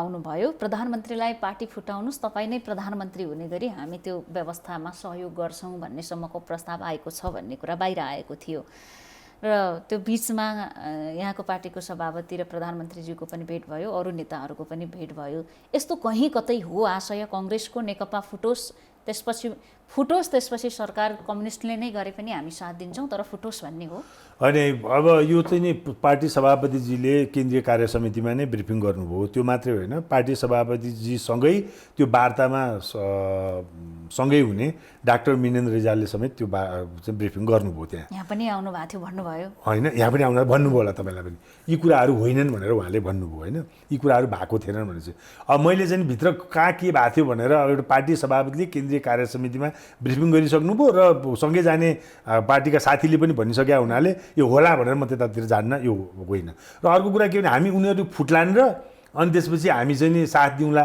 भनेर हाम्रो कुनै रोल पनि छैन यो पार्टी फुटाउने र नफुटाउने नेपाल कम्युनिस्ट पार्टीकै साथीहरूमा चाहिँ छ फुटाए नि उहाँहरूले फुटाउन सक्नुहुन्छ जुटाए नि राखे पनि उहाँहरूले राख्न सक्नुहुन्छ कथम कदा चाहिँ फुटिहाल्यो पार्लियामेन्टमा चाहिँ सरकारै बन्न नसक्ने अवस्था भयो भने चाहिँ नि त हाम्रो संविधानले त अहिले एउटा कल्पना चाहिँ मिड टर्मको त प्रधानमन्त्री गर्न सक्ने अवस्था त देखाएको छैन सरकारै बन्न सकेन भने मात्र त्यो परिस्थिति आयो भने त के गर्ने भन्ने कुरा त्यसपछि कुरा संसदीय व्यवस्थाका लागि के गर्ने 5 वर्ष भन्दा पहिले चुनाव गराउने कि 5 वर्षसम्म चाहिँ नि अर्को कोलिसन गभर्मेन्ट बनाएर लैजाने कि त्यो भन्ने कुरा सेकेन्डरी कुरा हो तर हाम्रो कुनै छैन बरु देखिरहनु भएको छ तपाईँले हामीले के फुटाएर फुट्ने जुटाएर जुट्ने हो र उहाँहरूले चाहिँ कहाँ कहाँबाट मन्त्र लिइरहनु भएको छ कहाँ कहाँबाट दक्षिणा लिइरहनु भएको छ यो पार्टी फुटाउने र जुटाउनेमा देख्नु भएको छैन किन देख्नु भएको छैन तपाईँले अनि चाहिँ नि एम्बेसडरहरू चाहिँ नि कसको घरमा जानुभयो भने थाहा छैन अनि नेपालको राष्ट्रपति चाइनिज एम्बेसडरलाई भन्नु होला कमसेकम चाइनिज राजदूत चीनको लागि नेपाल स्थित राजदूत कमसेकम घरमा त जानुभयो कतिपय राजदूत त आफ्नै निवासमा बोलाउँछन् मन्त्रीहरूले अब किन जानुहुन्छ बोलाउँदा किन जाने त नि पहिला होइन त्यो खाना गर्न जानुहुन्छ होला भोजसोज खान जानुहुन्छ होला नेताजीहरू नत्र यस्तो क्राइसिस पर्यो होला पहिला तपाईँहरूले तर एउटा मनस्थिति मलाई अचम्म लाग्यो तपाईँसँग सेयर पनि गर्छु किन यो के भएको हो भनेर मलाई पनि अचम्म लाग्छ तपाईँ सेयर मात्रै गर्न खोजे पहिला यस्तो काम चाहिँ नि इन्डियन एम्बेसीले गर्नुहुन्छ भन्ने आइरहन्थ्यो होइन मिडियामा खुब आउँथ्यो नि त अनि त्यो कुरा चाहिँ हुन्थ्यो पनि र त्यसलाई एकदम गलत हो भनेर आउँथ्यो नि त र नेताहरूलाई के भनिन्थ्यो भन्दाखेरि ल इन्डियन एम्बेसीले जे भन्यो त्यही मान्ने भारतीयहरूले जे भन्यो त्यही मान्ने भने अहिले तपाईँको भनाइले कस्तो आइसक्यो भन्दाखेरि मलाई लाग्यो है यसमा चाहिँ गलत म पनि हुनसक्छु तपाईँले के भन्नु भन्दाखेरि चाइनिज एम्बेसीले त्यही काम गर्दाखेरि हिजो इन्डियन एम्बेसीले गर्दाखेरि चाहिँ नि यस्तो चाहिँ नि इन्डियन दलाल भए नेताहरू इन्डियनले जे भन्यो त्यही मान्ने भए भन्ने खालको मिडियामा पनि आउने पब्लिकमा पनि आउने त्यही काम चाइनिज एम्बेसीले गर्दा चाहिँ तपाईँले के भन्नुभयो भन्दाखेरि कम्ती उहाँ त नेताको घरमा जानुभयो पहिला त एम्बेसीमै जानुहुन्थ्यो भने कता कता तपाईँको पनि उहाँले गरेको काम पनि सिम्प्याथी जस्तो उहाँले त्यति नै राम्रो गर्नु भएन जति अरूले नराम्रो गरे व्यक्तिगत कुनै सिम्प्याथी छैन तर यहाँले जुन भन्नुभयो इन्डियन एम्बेसडरले गर्थे जति गलत थियो त्यति नै गलत छैन यिनले गरेको होइन भन्ने खालको मनस्थिति हो कि के हो त मेरो भनाइ के हो भने कुनै पनि पार्टीको कुनै पनि मुलुकको आन्तरिक मामलामा चाहे इन्डियन एम्बेसडर हुनु चाहे चाइनिज एम्बेसडर हुनु जुनसुकै एम्बेसडरले दखल दिनु र तिनले भने अनुसारको मान्नु चाहिँ नि गलत कुरा जनताको भाव के हो भारतले भनेको मान्ने चाहिँ गलत हुने चाइनिजले भने मान्ने चाहिँ सही हुने हुन कसैको सक्दैन पनि भनेको निर्देशन मान्न पर्ने जरुरी छैन त्यो कुनै तर प्रोटोकलले यसमा पनि उहाँहरूको दिँदैन। चाहिँ अलि फरक छ फेरि त्यो तर पनि म मैले तपाईँलाई जोड्न के जोडिदिन्छु। खोजेँ भने उहाँहरूको चाहिँ फरक के हो भन्दाखेरि उहाँहरू त आफ्नो उनै लिनुहुन्छ त प्रशिक्षणै लिनुहुन्छ भनेपछि त यहाँ चाइनिज चीनको कम्युनिस्ट रोल पार्टीसँग सक्रिय हुँदैछ भन्ने यहाँले भन्न खोज्नु तपाईँले देखिरहनु भएको छ त देखिरहनु यसको कारण पनि छ त्यसमा फेरि म चाइनालाई मात्रै दोष दिन्न किन चाइनिजलाई मात्रै दोष दिन्न भन्दाखेरि चाइनिज एम्बेसडरलाई पनि दिन्न चाइनिज सरकारलाई पनि दिन्न किनभने नेपाल कम्युनिस्ट पार्टीका नेताहरू नै प्रशिक्षण लिनुहुन्छ चाइनिज पार्टीसँग चाइनिज पार्टीको सरकारका गगन थापा त अमेरिका गएर मान्छेसँग केही दिन अघि कति दिनको प्रशिक्षण लिनु त्यो पार्टी चलाउने अझ यहाँका पार्टीका कतिपय नेताहरू पार्टी गुरुलाई चलाउने भेट्न प्रशिक्षण जान्छु, होइन पार्टी चलाउने विवाहमा जान्छु प्रशिक्षण भनेर र भारत गएर व्यक्तिगत सुन्नु न, रूपमा कुनै भेटघाट गरेर चाहिँ पनि आउनुहुन्छ। कुनै इस्युमा कन्फरेन्समा जाने ट्रेनिङमा जाने र मै पनि गएको थिएँ चाइना अस्ति 2 हप्ता चाहिँ हामी पार्लियामेन्टबाट 2 हप्ता होइन 10 दिन जति होला प्रशिक्षण कसले मैले लियो त्यो भने, त्यो भन्दै चाहिँ त्यो सरकार- दर्शकले हेरिराख्नु भएको छ भनिदिनु। किन तपाईँले देख्नु न अस्ति भर्खर चाहिँ लिएको उप प्रधानमन्त्री सहित उपस्थित भएर चाहिँ उहाँहरू प्रशिक्षण लिन जानु भयो हो किन भन्ने यहीँ लागेको बसेर छ। अनलाइनमा चाहिँ के अरे यो भर्बल लिनु आएन अनलाइनमा त प्राइम मिनिस्टर मोदीसँग पनि कोभिडको बारेमा हुने कोभिडको बारेमा गर्नु भएको उहाँले के अनि लिनु? शीर्षक होइन, एकै मैले हुनुपर्छ चाइना र भारतसँग कुरा गर्ने शीर्षक एकै हुनुपर्छ भन्ने छैन मानसिकता हो। छैन तर मैले खालि के जोड्न खोजेको भन्दाखेरि उहाँहरू चाहिँ नि पार्टीगत रूपमै पार्टी कसरी सञ्चालन गर्ने सरकार कसरी सञ्चालन गर्ने भन्ने बारेमा एजेन्डा बनाएर चाइनिज कम्युनिस्ट पार्टीसँग उलिनुहुन्छ अब त्यो कुरा प्रशिक्षण लिनुहुन्छ। त्यो कुरा सत्य हो भने भारतीय कतिपय सत्य होइन, मिडियाको त्यो त भनाइ तपाईँहरूले गएर के अरे त्यो फोटो खिचेको कुरा मैले त हेरे मात्रै हो अनि म यहाँलाई अर्को फोटो खिचेको कुरातिर जोड्दैछु यो देशमा कुनै पनि देशको अनावश्यक सक्रियता नबढोस् भन्ने नै हो मेरो प्रश्नको आशय ठिक हो। आशय होइन मेरो सिधा प्रश्न हो त्यसमा मेरो पुरा समर्थन हो अहिले तपाईँलाई। भारतीय मिडियाहरूले के भनिराखेका छन् भने नेपाल चीनको टुक्रामा पलिराखेको छ भारतीय भारतीयबाट मिडियाको भिग तपाईँलाई राखिराखेको छ, अहिले होइन? बिचैमा रोकिहालेँ। त्यो 1 भारतीय सवा मिडिया- अर्ब जनसङ्ख्या भएको देशमा हाम्रो देशको छवि त्यस्तो बनाउनु विश्वमा उसले हामीलाई नेपाललाई यसरी चित्रण गरिराखेको छ कुनै एउटा दुईटा मिडियाले के भन्छ डजन्ट म्याटर हाम्रो लागि त्यसको कुनै अर्थ नै रहँदैन तर उसले जनताको मन मस्तिष्कमा नेपालीहरू त लङ्ग्रो जस्तो छन् भन्ने टाइपले हामी त के गरेरै खान सक्दैनौँ उसैसँग मागेर हाम्रो जीवन चलिरहेको छ भन्ने टाइपले उसले प्रस्तुत गरिराख्दाखेरि हाम्रो देशभित्र अहिले सरकारलाई या यहाँहरूले दबाब दिने भूमिकामा त सक्रियता देखिएन भन्ने हो मेरो प्रश्न। तपाईँको कुरा ठिक हो तर भारतीय मिडियाको बारेमा म टिप्पणी गरिहाल्छु हाम्रो नेपाली मिडिया त धेरै चाहिँ स्तरीय रहेछ भारतीय मिडियाको तुलनामा बल्ल बुझ्नुभयो।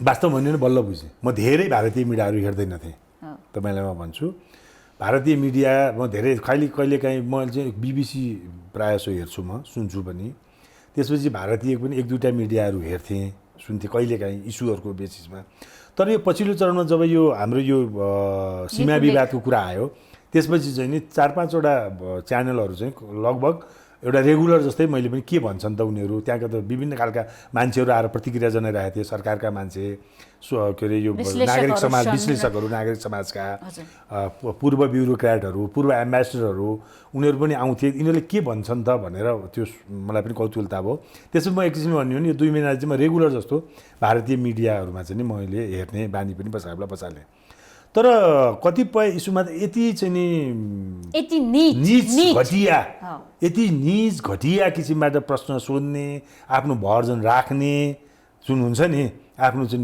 भन्ने कुरा त्यो हेर्दाखेरि त हामी त उनीहरूले आफूलाई चाहिँ धेरै स्तरीय विकसित ठान्या होलान् तर यो जर्नालिजममा पत्रकारितामा चाहिँ हाम्रो मिडिया धेरै स्तरीय रहेछ धेरै माथि रहेछ हामी खुसी हुनुपर्ने कारण छैन हामी खुसी कहिले हुने भने उनीहरूले जुन प्रकारको छवि हाम्रो देखाउन खोजिराखेको छ नि चीनको रोल यहाँ बढोस् भन्ने हाम्रो कुनै पनि चाहना होइन या भारतको रोल अनावश्यक रूपमा बढोस् भन्ने चाहना होइन तर हामी के पनि होइन नथिङ भन्ने कुरा त हामीलाई चित्रण गर्नु त गलत हो त्यो मैले भने त यति अब मैले यति घटिया यति नीच भनिसकेपछि त्योभन्दा मैले अरू के भन्नु उनको बारेमा त्यो च्यानल त जस्तो खोज्नु पर्यो भनायो ठिक हो त्यो सोल्युसन खोज्नको लागि चाहिँ नि एउटा म 2टा कुरा भन्छु एउटा चाहिँ नि हामीले आफ्नो लेभलबाट पोलिटिकल लेभलबाट पनि हामीले डायलगहरू गर्नुपर्छ। र अर्को चाहिँ नि मेरो चाहिँ मिडियाका साथीहरूलाई पनि, जस्तो हाम्रो पनि एसोसिएसन छ नि त मिडियाको, उनीहरूको पनि एसोसिएसन होला, उहाँहरूसँग पनि एउटा चाहिँ डायलग हुनु पर्यो। यहाँको सरकारलाई त गणना गर्दैन मिडियालाई, उनीहरू कोसिस त गर्नु पर्यो नि त, कोसिस गर्नुपर्ने हो। कूटनीतिक माध्यमबाट केही दिन अघि मैले पाकिस्तानका प्रधानमन्त्रीको एउटा अभिव्यक्ति सुनिरहेको थिएँ। उहाँले रुँदै भन्नुभयो कि जुन दिन कुनै दिन पाकिस्तानको यस्तो आउँछ हरियो पासपोर्ट लिएर विश्वमा जाँदाखेरि निर्वस्त्र रूपमा पाकिस्तानीहरूलाई जाँच्ने हट्छ। कति पीडा छ पाकिस्तानीहरूलाई। यो पीडा किन छ भने यस्तै यस्तै मिडियाहरूले पाकिस्तानीहरू इस्लामिक स्टेटको माग गर्छन्, यिनीहरू आइएससँग मिल्छन्, यिनीहरू के अरे उग्रवादी हुन्, यिनीहरू आतङ्ककारी हुन् भनेर अरूले घोषणा गरिदिँदा विश्वमा त्यो मानसिकता बनेको हो नि। अब यसको लागि मैले तपाईँलाई भन्दै थिएँ कि दुईवटा कुरा गर्नु पर्यो। एउटा चाहिँ हामीले मिडियाबाट पनि, हाम्रो मिडिया पनि यसमा अलिक एक्टिभ हुनु पर्यो। यो उनीहरूले भनेको कुरालाई यो चाहिँ नि हामीले त्यो भ्रम चिर्नको लागि। र दोस्रो कुरो त्यहाँको जर्नालिस्टहरूसँग पनि एउटा कुनै न कुनै एप्रोच राखेर एउटा डायलग हामी योबाट पनि गर्नु पर्यो, मिडियाको तर्फबाट पनि।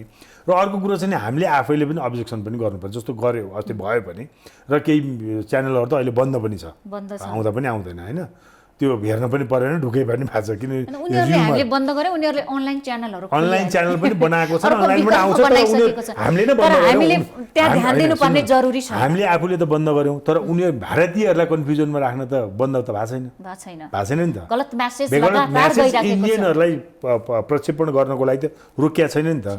त्यसकारण त्यसको लागि चाहिँ नि हामीले कूटनीतिक माध्यमबाट हामीले अब्जर्भेसन पनि गर्नु पर्यो, राजनीतिक तहमा हामीले यसको बारेमा वार्ता पनि गर्नु पर्यो।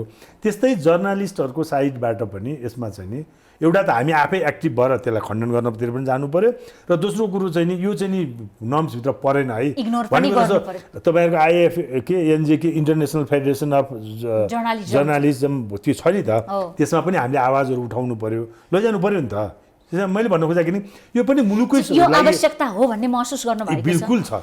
अब अन्त्यमा छौँ, अन्त्यमा आजको मुलुकको मुख्य आवश्यकता के हो र अब सत्तारूढ या प्रतिपक्ष जुनसुकै पार्टी या सरकार अगाडि कसरी बढ्नु पर्ला? अहिले त महामारीको, विश्व महामारीको समयमा कयौँ नेपालीहरू विदेशमा अलपत्र छन्, देशभित्रै रोजगारी गुमाएको छ, धेरै नेपालीले सङ्घर्ष गरिराखेका छन्, आगामी दिन अझ कष्टकर हुने निश्चित छ। त्यस कारणले अब पार्टीहरूको त कुनै ठोस रणनीति नै देखिँदैन। यही अवस्थामा बसेर रुने कि केही गर्ने सुझाव? अब यसमा त तपाईँले भने कुरालाई हेर्ने हो भने पहिलो कुरो त हामीले अहिले इमिडिएट समस्या भनेको यो कोरोनाबाट हामीले मुक्त हुन सक्नु पर्यो, सेफ गर्न सक्नु पर्यो। त्यसपछिको चाहिँ नि पोस्ट कोरोना टाइममा आउने समस्याहरू जुझ्नको लागि त आफ्नो ठाउँमा गर्नुपर्ने रणनीतिहरू छँदैछ, तर पनि अहिले सबभन्दा पहिला त बाँच्नु पर्यो, नेपालीलाई बचाउन सक्नु पर्यो। नेपालीहरूलाई बचाउन सक्नु नै सबभन्दा पहिलो कुरा भयो। त्यसपछि यो समयले पारेको हाम्रा असरहरूलाई चाहिँ कसरी हामीले कम गर्ने र त्यसबाट कसरी मुक्ति लिने भन्ने त सेकेन्डरी कुरा भयो। पहिला त बाँच्ने कुरा नै ठुलो कुरा हो। तर अहिले सरकार जसरी हिँडिरहेछ अब चाहिँ नि मलाई त सुरुमै लाग्थ्यो यस्तो कुराहरू हुन्छ कि जस्तो लाग्थ्यो कि मान्छे चाहिँ सडकमै चाहिँ मर्नुपर्ने, उपचार नपाएर बाटो हिँड्दाखेरि चाहिँ लासमाथि टेकेर हिँड्नुपर्ने अवस्था पनि त्यो हुन्छ कि भने जस्तो चाहिँ लाग्थ्यो। तर समय आयो, थ्याङ्क्स गड भएन, पर्दैन कि भने जस्तो लाग्यो, पनि आयो समय। तर अहिले पछिल्लो चरणमा हेर्दाखेरि त अब सरकार आफैले हात उठाएको जस्तो छ नि त। सरकारको मन्त्री भन्दै हुनुहुन्छ के भोलि योभन्दा भयावह अवस्था आउँछ। सरकारको स्पोक्स पर्सन हरेक दिन भन्नुहुन्छ कि भेन्टिलेटर छैन, अस्पतालमा शैय्या छैन, अब मान्छेले चाहिँ उपचार नपाउने अवस्था हुनसक्छ भने त सरकारी भर्जन आइसक्यो नि त। त्यसको क्यापासिटी हो, मैले नै तथ्याङ्क भनिसकेँ, 900 भेन्टिलेटर सहित आइसक्यो, 27। अब हामी कहाँबाट ल्याउने त? यसबाट मुक्त हुनको लागि त पहिला सरकारको प्रमुखले आफूलाई करेक्सन गर्नु पर्यो, रियलाइज गर्नु पर्यो, सेल्फ रियलाइज प्रधानमन्त्रीले कि म जुन बाटो हिँडिराखेको छु यो बाटोले यो समस्याबाट पार लाग्ने अवस्था देखिएन, त्यसैले मैले यो बाटो छोड्नु पर्यो। र सही बाटो भनेको यहाँको समाजले के भनिराखेको छ, नागरिक समाजले, मिडियाले चाहिँ के सुझाव दिइराखेको छ, यहाँको चाहिँ जनस्वास्थ्यविदहरूले के भनिरहेका छन्, समाजका अगुवाहरूले चाहिँ नागरिक समाजका अगुवाहरूले के सन्देश प्रवाह गरिरहेका छन्, त्यसलाई सुनेर सबैलाई मिलाएर, आफू मात्रै हिँड्ने होइन, आफ्नो पार्टीका पनि सबैलाई मिलाएर, प्रतिपक्षलाई मिलाएर सिङ्गो जनतालाई चाहिँ नि एउटा भरोसा योग्य बाटो चाहिँ नि देखाएर सबैलाई साथ लिएर हिँड्न सक्नुपर्ने चाहिँ अवस्था चाहिँ उहाँले सिर्जना गर्नु पर्यो र सबैले उहाँका कदमलाई चाहिँ साथ दिन सक्ने वातावरणको सिर्जना हुनु पर्यो कि कोही पनि चाहिँ नि अनसन बस्नुपर्ने अवस्था एउटा सामान किनेको बारेमा चाहिँ किनेर ल्याइसकेपछि त्यो बाकस खोल्ने कि नखोल्ने यसमा चाहिँ कति भ्रष्टाचार भयो कि भएन भन्ने कुरा हेर्ने अवस्थाबाट त माथि उठेर उहाँले मुलुकलाई एक ठाउँमा राख्ने अवस्था देख्नु पर्यो नि त्यसको लागि मैले फ्रेङ्कली भन्दाखेरि मेरो कुनै व्यक्तिगत रूपमा लेनादेनाको कुरा होइन उहाँ चाहिँ नि सक्षम देखिनु भएन यो बारेमा फेरि मैले बाहिर बसेर समाधानको बाटो के हो त्यो भन्छ समाधान यही हो त तपाईँले जस्तो भेन्टिलेटर कसरी बढाउने खरिद गर्नु पर्यो बेडको सहिया अस्पतालको सहिया कसरी बढाउने त्यसको लागि त अस्पतालहरू बढाउनु पर्यो ठाउँहरू बढाउनु पर्यो जस्तो मैले हिजो न्युज पढेँ कि अब सबै अस्पतालको प्राइभेट अस्पतालको 20% चाहिँ कोरोनाको लागि चाहिँ नि राख्ने भने मलाई लाग्छ यो नै गलत छ मेरो व्यक्तिगत रूपमा भन्ने हो किन गलत छ भन्नु होला भन्दाखेरि यसरी गर्दाखेरि के हुन्छ भन्ने मलाई लाग्छ भने सो तपाईँ हामीलाई कुनै अर्कै रोग लाग्यो कोरोनाभन्दा बाहिर भने हस्पिटलै जानु पर्यो त्यही हस्पिटल जाँदाखेरि त झन् यो चाहिँ नि ट्रान्समिसन यो बढ्ने के अरे सङ्क्रमण हुने सम्भावना त बेसी भयो नि त त्यस कारण मलाई के डेडिकेटेड अस्पतालहरू बनाउनु पर्थ्यो भन्ने मलाई लाग्छ कोरोनाको लागि कङ्ग्रेसमा कम्युनिस्टभित्र थुप्रै व्यापारीहरू छन् धेरैका मलहरू छन् बिल्डिङ छन् यहाँहरूका ठुल्ठुला पार्टी कार्यालय छन् यसै पनि झगडाको लागि पार्टी कार्यालय त गइराख्नु भएको छ दिदिनुहोस् न त सरकारलाई या जनतालाई जनतालाई दिने हो सरकारले पहिला भन्नु पर्यो कि हामीले चाहिँ नि यो जो सबभन्दा पहिला त अस्पतालै लिनु पर्यो के सरकारले पार्टी कार्यालय भन्दा पहिला अस्पताल लिनु पर्यो यदि छ भने आवश्यक परेको खण्डमा अहिले सबै चाहिँ नि यदि अरू एक दुईवटा अस्पताल राख्नु मलाई त यसो त 20% मात्रै राख्नुहोस् भनेकोले त मलाई त्यति ठिक हो जस्तो लागेको छैन मलाई एक दुईवटा अस्पताल चाहिँ तपाईँले राखिदिनु पर्यो नभए यही गर्ने हो भने पनि सबै अस्पताललाई चाहिँ लिनु पर्यो त्यसमा बेड 20%ले पुग्छ भने 20% लिनुहोस् 20% पुग्दैन भने 30% हो कि 40% लिनुहोस् त्यो पनि भएन भने अनि त्यसपछि पार्टी प्यालेस चाहियो कि मल चाहियो कि होटेल चाहियो कि यो त पेन्डेमिक हो यो बेलामा त एक्लै लडेर सक्दैन सबैले साथ दिनुपर्छ त्यो त आह्वान त सरकारले गर्नु पर्यो नि सरकारलाई पैसा पुगेको छैन भने कसरी पैसा उठाउने त्यो पनि भन्नु पर्यो र पैसा चाहिँ पेन्डेमिकमा चाहिँ पुगेन भन्ने अनि 3 अरबको टावर चाहिँ बनाउन पाइन्छ झापामा गएर दमकमा चाहिँ नि त्यो पनि त भएन नि त्यो त कोरोनाभन्दा अगाडिकै अहिले रोक्नु पर्थ्यो नि त अहिले आवश्यकता थिएन भने रोक्नु पर्थ्यो जस्तो अहिले पनि बजेट एलोकेट गर्दाखेरि तपाईँले देख्नु भएको छ नि त कस्तो कस्तो ठाउँमा भएको छ पहिलो प्राथमिकता के हो पुगेको छ पैसा प्रशस्त छ भने रेल पनि ल्याउनुहोस् पानी जहाज पनि ल्याउनुहोस् जे गर्नु छ गर्नुहोस् मोनोरेल पनि बनाउनुहोस् पैसा छ भने तर पैसा छैन भने अहिले आवश्यकता त्यो होइन मान्छे चाहिँ नि के अरे अहिले बाढी पीडितले पहिरो पीडितको मान्छे कतिको बेहाल छ उनको घर छैन उनको टहरा छैन तिरपाल पा छैनन् कुरा चाहिँ राम मन्दिरको गर्ने करोडौँको भएन के हो त मैले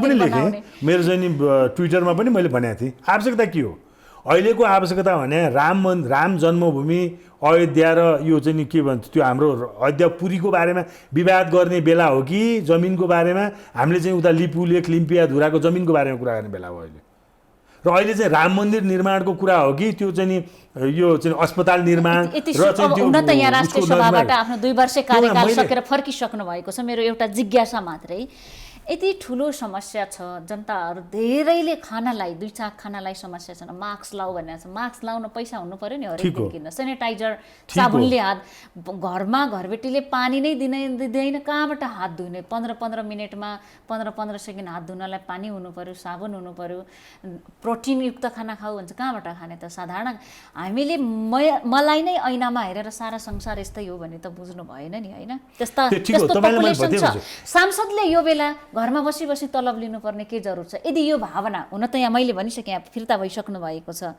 तर हाम्रा माननीय ज्यूहरू जसको नामको अगाडि जनप्रतिनिधि लाग्छ यदि जनप्रतिनिधि हुन् भने जनता भोकले मर्ने उनीहरूलाई तलब कामै नगरी किन लिनुपर्छ त सरकारले मात्रै म त पार्लियामेन्टमा छैन अहिले फर्के तपाईले भने जस्तै मेरो प्रश्नै छ तपाई आइसक्नु तर व्यक्तिको कुरा मैले व्यक्तिगत रूपमा भन्नुहुन्छ भने वास्तवमा त्यो कुरा उहाँले रियलाइज गर्नुपर्ने अवस्था हो किन अवस्था हो भनेर भन्नुभन्दा अहिले पनि त जस्तो तपाईँले फुल त स्यालेरी पाउनु भएको छैन मलाई थाहा छैन, तर धेरै जो अफिसहरूमा चाहिँ नि जुन चाहिँ अफिस चल्न सकिया छैन त्यो अवस्थामा आधा स्यालेरी लिएर बस्ने काम भइरहेको अवस्था पनि छ।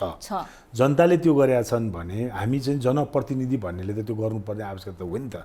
अब तँ छैन तेरो के जान्छ र भन्दा त होला, तर रियलाइज चाहिँ यो बारेमा तपाईँले उठाएको गम्भीर प्रश्न हो, यो रियलाइज गर्नुपर्छ। त्यस कारण चाहिँ मैले त एकचोटि हाम्रो पार्टीको साथीहरूलाई पनि भनेको थिएँ यो बारेमा सोच्नुहोस् है तपाईँहरूले भनेर होइन। र पहिला उदाहरण त हामी नै भन्दा पनि राम्रो हुन्छ, सत्तापक्षको मात्र किन मुख ताक्ने, प्रतिपक्षले त्यसको सुरुवात गर्दा पनि राम्रो हुन्छ। तर तपाईँले यो उठाएको इस्युमा चाहिँ नि मेरो 100% सहमति छ। अब तँ बाबा के गर्थिस् भन्दा नभएको कुरालाई गर्ने म बाबा यही गर्थेँ, म भएको भए मेरो साथीहरूलाई मैले रिक्वेस्ट गर्थेँ यसो गरौँ भन्थेँ, किन कतिपय आवश्यकता चाहिँ छ, बिल्कुल छ, त्यसमा त मैले नास्ति भन्ने कुरा छैन। र मेरो त सरकारलाई यो पनि छ कि मैले कहीँ चाहिँ नि भने पनि छु, यो सामाजिक सञ्जालमा लेखा पनि छु, टेलिभिजन तपाईँहरू जस्तो अन्तर्वार्तामा भने पनि छु, सरकारले अहिले धेरै कुरा गर्नै पर्दैन, पहिला जनता कसरी बचाउने भन्ने कुरा गर्नु पर्यो।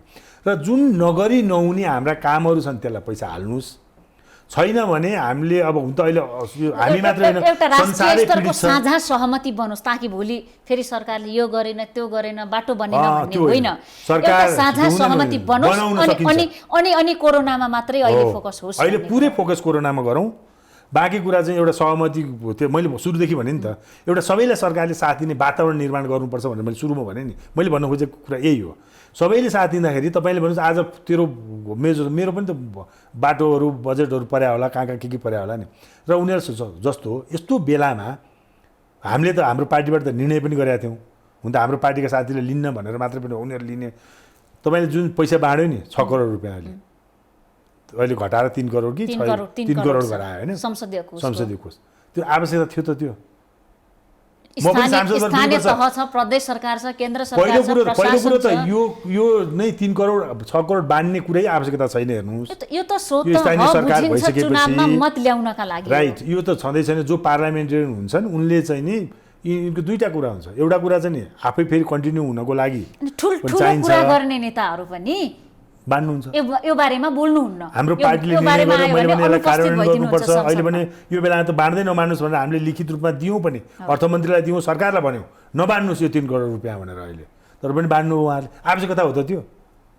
कति अरब हुन्थ्यो होला, त्यसले त मास्क किन्दै नारायण काजीले पनि भन्नुभएको थियो होइन, यहाँको जिल्लावासी हो उहाँ पनि, अब उहाँ राष्ट्रिय सभाबाट लिइराख्नु भएको छ होला पैसा पनि, के गर्नुमा चाहिँ मलाई त्यो व्यक्तिगत रूपमा भन्यो भने त्यो जाउँ नजाउँ, तर यो त हो नि त हो, यस्ता त धेरै कुराहरू होलान् जो त मैले भने टावर बनाउने कुराहरू होला, अरू कुराहरू होला, कतिपय बाटोकै कुराहरू होला जुन अहिले बाटो नबनाइकन त जनताले मरिहाल्ने त होइन नि त, तर तपाईँले यो पेन्डेमिकबाट उपाय केही निकाल्न सक्नु भने त मरिहाल्ने कुरा हो त, बाँचेन त्यो बाटो भोलि बनाउँला, मान्छे मऱ्यो भने त त्यो बाटोको त त्यो पानीको त, त्यस कारण जुन अति आवश्यक कुराहरू हुन् त्यो चाहिँ कन्टिन्यू गर्दै अरू बाँकी कुराहरूलाई भन्दा हामीले फोकस यसैमा गर्नुपर्छ, पैसाको फोकस पनि यसैमा गर्नुपर्छ, म्यान पावरको फोकस पनि यसैमा गर्नुपर्छ।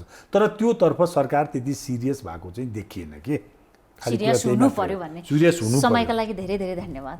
धन्यवाद तपाईँलाई पनि। हामी देखापट्टि विशेषमा थियौँ, कुराकानी गरिरहेका थियौँ नेपाली कङ्ग्रेसका नेता तथा राष्ट्रिय सभामा यसअघि नेपाली कङ्ग्रेसको तर्फबाट संसदीय दलको नेता हुनुभएका कङ्ग्रेस नेता सुरेन्द्र पाण्डेसँग। देखापट्टि विशेषबाट आज सबै बिदा चाहन्छौँ, भोलि नयाँ पात्रका साथ उपस्थित हुनेछौँ।